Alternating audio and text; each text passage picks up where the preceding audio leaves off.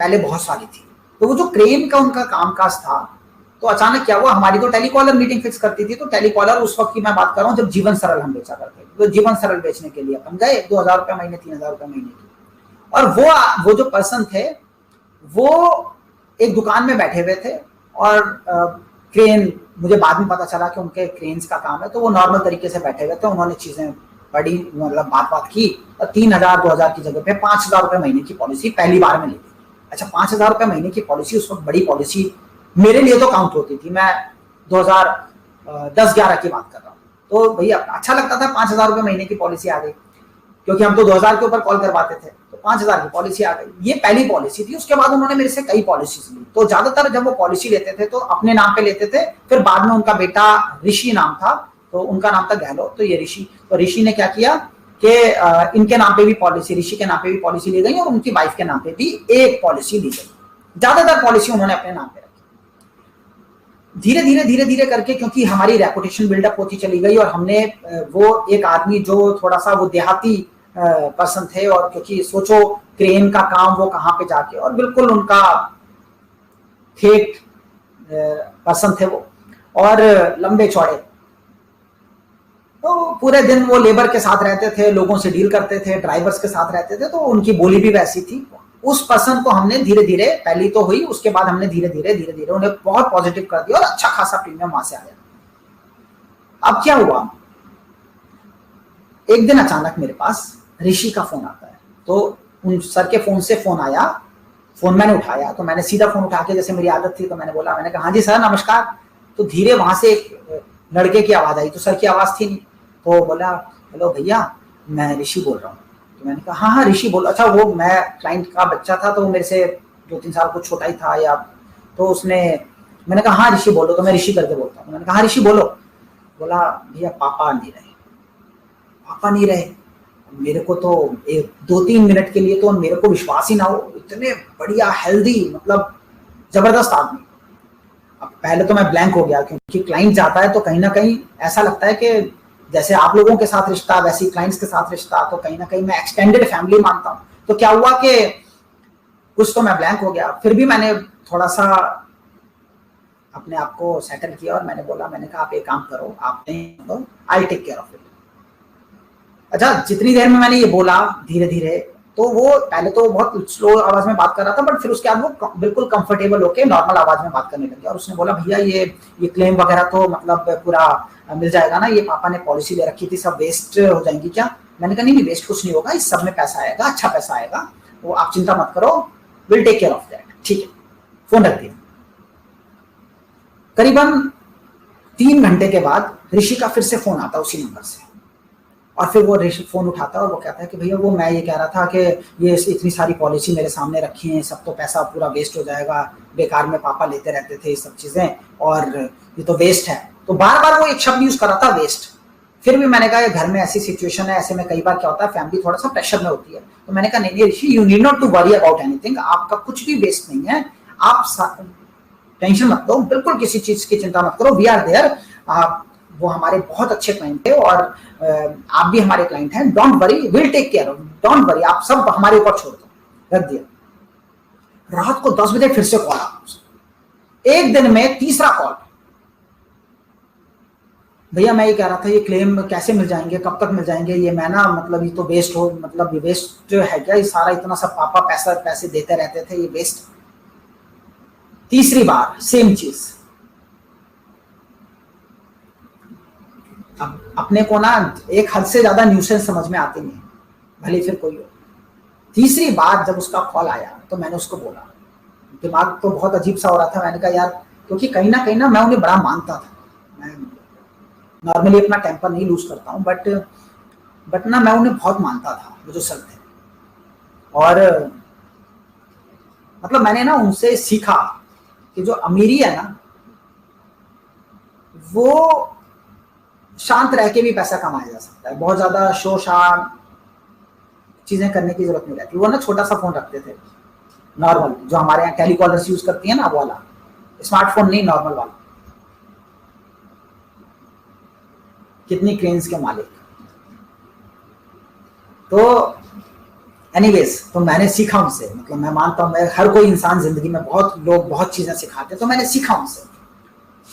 उससे पहले मुझे कई चीजों से फर्क पड़ता था, उसके बाद मुझे फर्क पड़ने बंद हो गए, तो मुझे समझ में आया कि यार जब इंसान जितना ऊपर उठता चला जाता है वो उतना झुकता चला जाता है। तो मैंने उनमें देखा और अपनी जिंदगी में भी इम्प्लीमेंट किया।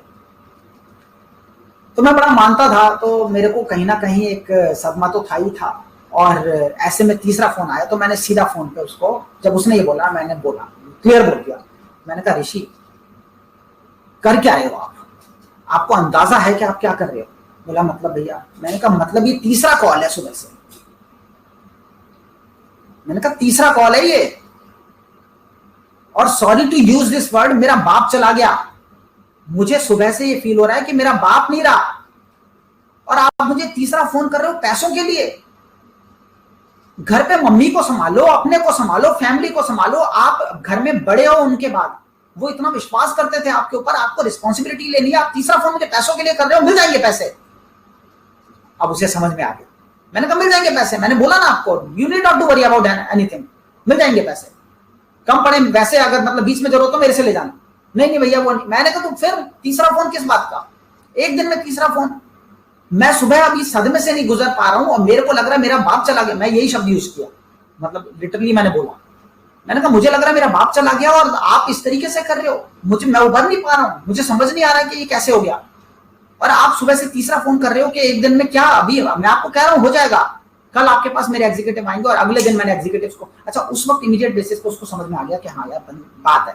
अगले दिन हमने कलेक्शन कराई, 20 दिन में क्लेम चले गए, सारा का सारी पेमेंट पे हो गई। बड़े खुश हुए। उनकी वाइफ, मम्मी आपसे बात करना चाहती हैं। फिर उन्होंने उनकी वाइफ से मेरी बात कराई, तो मैं बड़ी मतलब अच्छी बातचीत हुई। फिर मैं गया भी मिलने, वो एक अलग एपिसोड है। बट सोचो उन्होंने ये क्यों किया? जो हमारे गहलोत साहब थे वो इसलिए थे क्योंकि कहीं ना कहीं हमेशा पीपल वांट अ पर्सन, लोग ऐसा आदमी चाहते हैं जो कि उन्हें हेल्प कर सके eight the time of any mishap.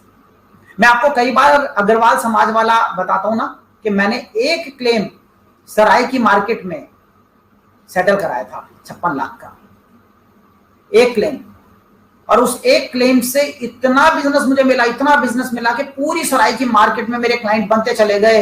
वहां पे किसी के जूते का शोरूम है, किसी की किराने की दुकान है, किसी की गारमेंट की दुकान है, किसी का फोटोशॉप का काम है, किसी का ऑप्टिकल्स का काम है, किसी का मेडिकल स्टोर है, कोई डॉक्टर है, कोई जनरल स्टोर की दुकान है। सारे मेरे क्लाइंट। क्यों? People want a person who can help them at the time of mishappening. ठीक है, people want to get associated with the brand. और यस, हमेशा याद रखो कि जब डिस्काउंटिंग की बात आती है, जब ब्रांड की बात आती है, तो डिस्काउंटिंग नहीं होती।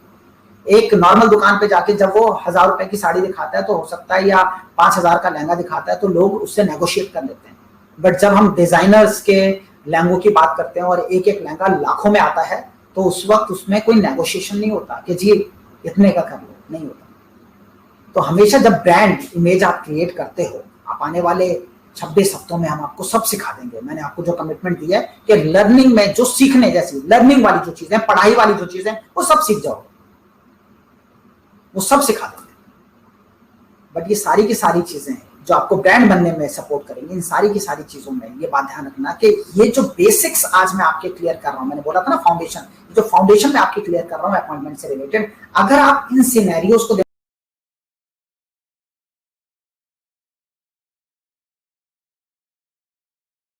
दिमाग में रखोगे, अगर आप दिमाग में रखोगे कि मुझे इन चीजों के ऊपर हमेशा प्रोएक्टिव होकर सोचना है, मुझे कैसे प्लानिंग करनी है, कैसे प्रोडक्ट की नॉलेज रखनी है, चीजें रखनी है, इन चीजों के ऊपर आप काम करोगे, तो आपकी अपॉइंटमेंट और इंटरव्यू के कन्वर्जन के चांसेस बहुत ज्यादा बढ़ जाएंगे। और ये जो आप नेगेटिव सिनेरियो जिसके ऊपर हमने बात की, वो नेगेटिव सिनेरियो को आप पॉजिटिव सिनेरियो में बदलने में कामयाब हो जाओगे। या फिर आपको मैक्सिमम टाइम क्या होगा, पॉजिटिव सिनेरियो वाले लोग ही मिलेंगे, तो आप कहीं ना कहीं अट्रैक्ट या इस तरीके के लोगों को करोगे कि जो पॉजिटिव सिनेरियो वाले होंगे। ठीक है, तो हमेशा याद रखो, how to convert in a positive scenario, इन चीजों को ध्यान में रखो। अब जब हमने ये सीख लिया कि सारा कुछ हमने सीखा गेटिंग इंटरव्यू से रिलेटेड, तो हमने गेटिंग इंटरव्यू समझा, getting interview in favourable condition सीखा, और फिर हमने दोनों सिनेरियो पॉजिटिव नेगेटिव की बात करते हुए, नेगेटिव क्या रीजंस होते हैं और पॉजिटिव में कैसे कन्वर्ट कर सकते हैं, इसके ऊपर हमने बात की।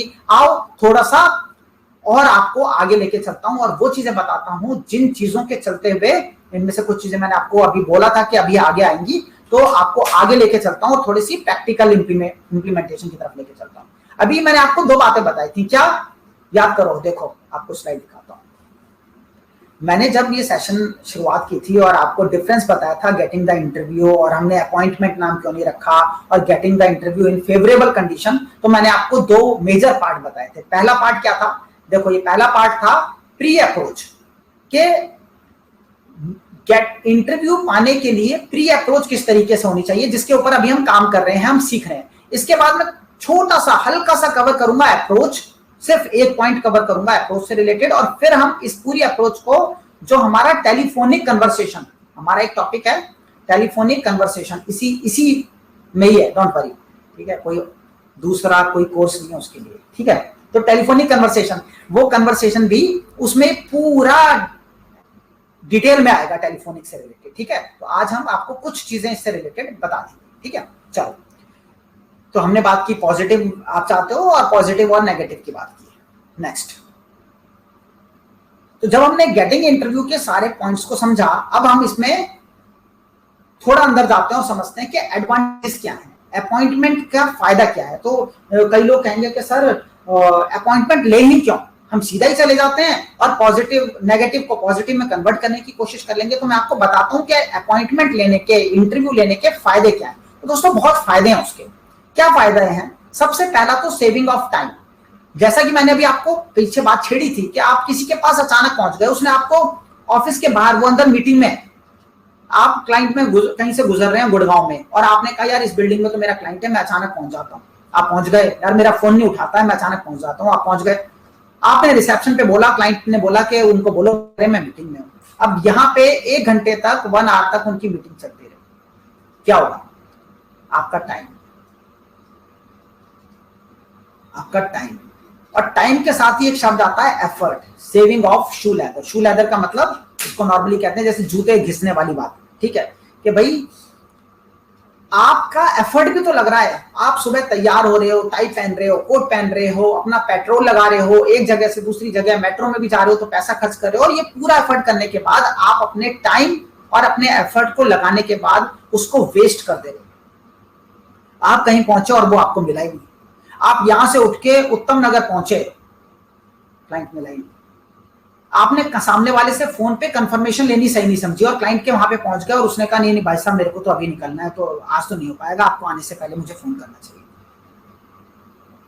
अपॉइंटमेंट। कई लोग कहते हैं सर मैं कोल्ड कन्वासिंग करूंगा, बिल्कुल ठीक है, कोल्ड कन्वासिंग क्या समझाऊंगा, ठीक है, उसको भी टच करेंगे हम, क्योंकि वो भी कहीं ना कहीं इंटरव्यू और अपॉइंटमेंट का पार्ट होता है। बट कोल्ड कन्वासिंग करने में भी अगर हम सुबह से शाम तक एक पर्टिकुलर चीज करते रहे और हमने सिस्टमेटिक वे में नहीं की, तो बस लोगों के पास गए और बोला जी मैं नमस्कार, मैं LIC से, और LIC की कोई जरूरत हो तो आप मुझे बताइएगा, सर LIC से रिलेटेड कोई काम हो तो बताइएगा, सिर्फ ये कह के हम कार्ड बांटते रहे। उसकी जगह पे हमने पूरे दिन में, वहां पे हम 50 लोगों से मिले, और पूरे दिन में यहाँ पे हम सिर्फ 3 लोगों से मिले, बट वो पहले से फिक्स्ड मीटिंग थी, अपॉइंटमेंट थी। तो अगर वो फिक्स्ड मीटिंग थी तो इन 3 लोगों से बिजनेस आने के चांसेस इन 50 लोगों से बिजनेस आने के चांसेस से कहीं ज्यादा है।